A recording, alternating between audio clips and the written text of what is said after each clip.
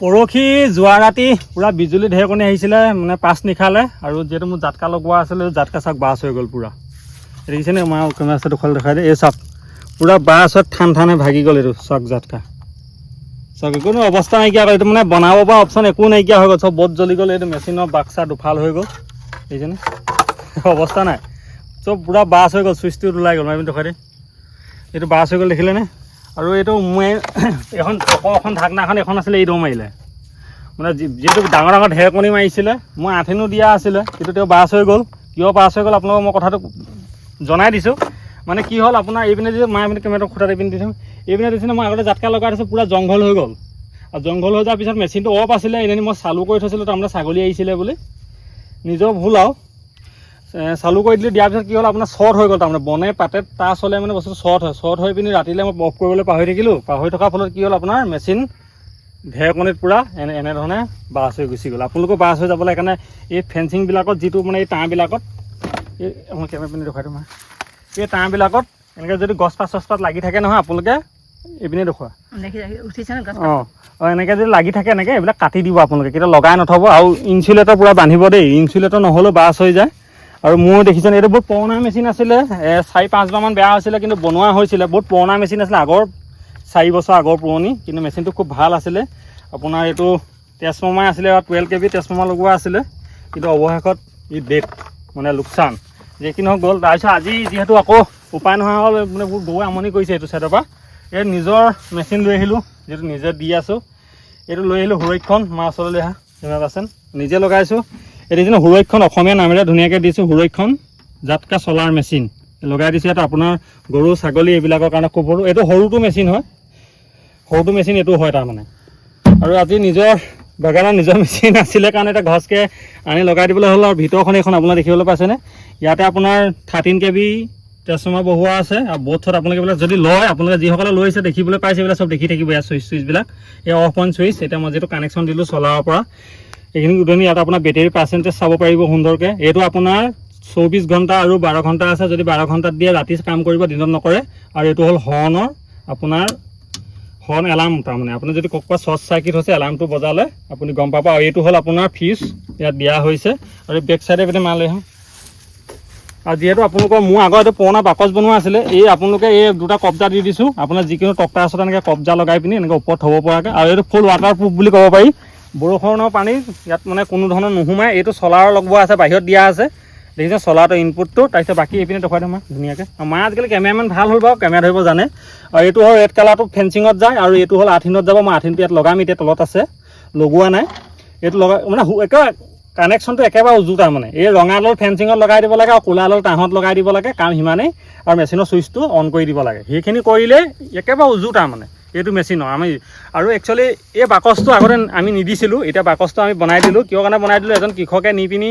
বাকচ এটা ধৰ এনেকুৱা ধৰণৰ মূল ধৰণৰ এইটো দেখুৱাই তোমাৰ এনেধৰণৰ কাঠৰ বাকচ এটা বনাই পিনি আকৌ তেওঁলোকে থ'বলগীয়া অসুবিধা কিন্তু এইটো কাৰণে নালাগে আপুনি যিকোনো খুঁটি এটাৰ ওপৰত বা যিকোনো পোষ্ট এটাৰ ওপৰত আপুনি বান্ধিও থৈ দিব পাৰে আৰু চুইচটো দি দিলে আৰু তলা চাবি আছে যিহেতু এনেধৰণৰ চাবি দিয়া হয় আমাৰ কেমেৰা পাৰ্চন এইপিনে লৈ আহা ঘূৰিয়া আৰু আমাৰ কেমেৰা পাৰ্চন ঘূৰিয়া এই ধুনীয়াকৈ দুটা চাবি দিছোঁ এই দেখিছেনে ইয়াত লগাব পৰা আপোনাৰ ইয়াত যে এই দেখিছে যে বস্তুটো এই বেটেৰীটো দেখিছেনে আপোনালোকৰ তাতে ধৰি থাকে এই বেটেৰী দেখিছেনে এইটো আপোনাৰ 12 ভল্টৰ বেটেৰী এই বেটেৰীটো ধুনীয়াকৈ ইয়াত সোমাই যাব তাৰমানে এইটো হিচাপত বনোৱা হৈছে তাৰমানে এনেধৰণে এনেকৈ সোমাই যাব বেটেৰীটো আজিকালি বেটেৰীবিলাক ধৰ পানী নাথাকে আৰু ডাই বেটেৰী হয় ইয়াত এনেকৈ ভৰাই তাৰপৰা এই ঢাকনাখন আপোনালোকে এনেধৰণে বন্ধ কৰি পিনি এই তলা মাৰি থৈ দিব পাৰে এখন নিশ্চিন্ত আৰু চলাৰখন আপুনি ওপৰত ৰাখি দিলে হৈ গ'ল সেইটো ফেচিলিটি কৰি আমি বনাইছোঁ কৃষকৰ সুবিধা হোৱাকৈ তাৰমানে গম পালেনে ধুনীয়াকৈ এতিয়া যিহেতু মই আজি অকল দিনটোৰ কাৰণেহে লগাম সেইকাৰণে মই আজি এতিয়া বেটেৰীটো ঘৰত লৈ যাম তাৰমানে ইয়াত নলগাওঁ এতিয়া চলাই যেতিয়ালৈকে বেলি থাকিব কাম কৰিব যিহেতু ৰাতিটো তেতিয়া চুইচ অফ নকৰোঁ নিজে অট'মেটিক অফ হৈ থাকিব তাৰমানে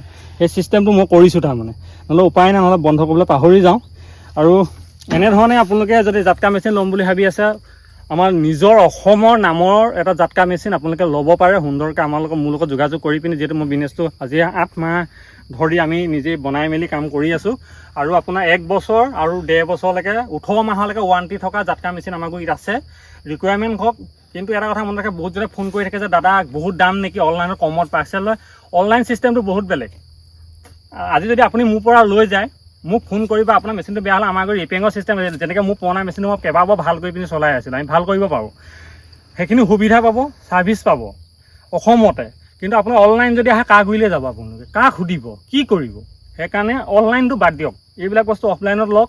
আমাকো 2 টকা দাম পৰে, 500-600 টকা কিয় দাম পৰে? আমি সম্পূৰ্ণ এটা মেচিন উপযুক্তকৈ এজন কৃষকলৈ বনাইছোঁ, বাকচ দিছোঁ, ভিতৰতে মেচিন ফিটিং কৰি দিছোঁ, আৰু ভৱিষ্যতলৈ মেচিনটো ৰিপেয়াৰিং কৰিবৰ কাৰণে পূৰা খোলাম এৰি দিছোঁ। ইয়াত দেখিছেনে ভিতৰখন, তলা দিছোঁ, চাবি দিছোঁ, এইটো ৰং কৰিবলগীয়া হয়। আৰু বস্তুৰ দাম বহুত বাঢ়ি গৈছে, তেলৰ দাম বাঢ়ি গৈছে, বস্তুৰ দাম বাঢ়ি গৈছে। সেইকাৰণে কিছুমান কথালৈ মানে আমাৰ দাম বঢ়াবলগীয়া হৈছে। আৰু তেওঁ যিমান পাৰোঁ আমি দিবলৈ চিন্তা কৰোঁ, যিমান পাৰোঁ কৃষকক কমটি মূল্যতে দিবলৈ চিন্তা কৰোঁ। অকল আমি মেচিন আৰু চলাৰ এই 2টা বস্তুৱে প্ৰভাইড কৰোঁ, আৰু গুটকা যিটো ইনচুলেটাৰ বুলি কয় গুটকাটো আমি দিওঁ। বাকী বস্তু আমি বেটেৰীটো প্ৰভাইড নকৰোঁ, কিয়নো বেটেৰীটো আঁতৰলৈ পঠিয়াবলৈ আমাৰ দিগদাৰ হয় ন। আৰু কুৰিয়াৰ কৰিলেও বহুত বিচাৰে, বেটেৰীটো ৱেট বিচাৰে 1 কেজি, গধু 1 কেজিত 180 টকাকৈ কুৰিয়াৰ ছাৰ্ভিচত বিচাৰে। আমি দিব নোৱাৰোঁ, কেলৈ 1100-1200 টকা বেটেৰীটো কুৰিয়াতে সোমাই যায়। সেইকাৰণে আমি বেটেৰীটো নপঠিয়াওঁ। সেইকাৰণে আমি অকল মেচিন আৰু চলাৰ পঠিয়াই দিওঁ। আপোনালোকে বেটেৰী এটা লৈ সুন্দৰকৈ যিকোনো বেটেৰী এটা লৈ চলাব, ছেকেণ্ড হেণ্ড হ'লেও চলাব পাৰে, মটৰচাইকেলৰ বেটেৰী হ'লেও চলি থাকে নমা, অকণি বেটেৰীটো চলি থাকে, একো দিগদাৰ নাই। সেইকাৰণে আশা কৰিছোঁ আপোনালোকে যদি এটা এই খেতি ছিজনত যদি জাটকা মেচিন ল'ম বুলি ভাবি আছে, আমাৰ সুৰক্ষম জাটকা মেচিনটো আপোনালোকে আমাৰ পৰা ল'ব পাৰে। আৰু আপোনালোকে কি আছে, চেনেলবিলাক ভিডিঅ'বিলাক চাই বেয়া পাইছে নি, কমেণ্ট এটা দিব সুন্দৰ, আৰু ভিডিঅ'বিলাক শ্বেয়াৰ কৰিব, লাইক কমেণ্ট শ্বেয়াৰ, চেনেলটো ছাবস্ক্ৰাইব কৰি দিব। আৰু মোৰ যিটো কৃষিৰ প্ৰণালী ফেচবুক পেজ আছে, DK কৃষিৰ প্ৰণালী আছে, আৰু ইউটিউবত DK টেকনিকেল ফাৰ্মিং আছে। আৰু নামটো মই যিহেতু হটাবলৈ চিন্তা কৰি আছোঁ, হটাম। এইটো DK কৃষিৰ প্ৰণালীয়ে হ'ব, 2টা ফেচবুক আৰু ইউটিউব নাম একেই থাকিব, পাব। আপোনালোকে ভিডিঅ'বিলাক চাই থাকিব কণ্টিনিউ, যিমান পাৰোঁ মেচিনাৰী সম্পৰ্কে আপোনালোকক জনাবলৈ চেষ্টা কৰিম। আৰু বানপানী চালে শিৱসাগৰ বেছি চালে। এতিয়া মই যিহেতু মেচিনটো মই এই বাকচটো আছিলে কাৰণে এটা ৰাখি দিছোঁ, এনেকৈ তললৈ বহাই দিছোঁ। এতিয়া ইয়াতে সোমাই গৈছে, আৰু এইপিনে ওচৰলৈ সোমাই কেমেৰা পাৰ্চেণ্ট অকণমান আমাৰ মাৰ ক'ৰবাত লাগিছে, জংঘল হৈছিলে বহুত দিন। এতিয়া মই এইটো এনেকৈ খুলি দিলোঁ, আৰ্থিনটো লাহেকৈ ইয়াতে নুইয়াই দিম, এনেকৈ সুন্দৰকৈ এনেধৰণে। আৰ্থিনটো মানে ইমান হেৰি নাই আৰু, লগাই দিলেই হৈ যায়। কিন্তু তলটো ভালকৈ কৰিব লাগে দেই, তলটো যদি ভালকৈ নকৰে অকণমান দিগদাৰ আছে। কিন্তু সেইটো মনত ৰাখিব, অকণমান তলটো ভালকৈ কৰিব। এই ৱাই পিনে গুচি গ'ল, দি দিছোঁ মই, আৰু অকণমান মাৰি পিনে আঁতৰি দে। আৰু এতিয়া মই যিহেতু চলাৰ কাৰেণ্টটো পাই আছেনে, মই মেচিনটো চালু কৰিম। অকণমান ওচৰত মাৰি একদম মেচিনটো দেখুওৱা। এইটো মেচিনে আপোনাৰ অফ অন চুইচ তলত, এই ইয়াত তল দেখিছেনে, এইটো এইটো দেখিছেনে, এয়া চালু হৈ গ'ল।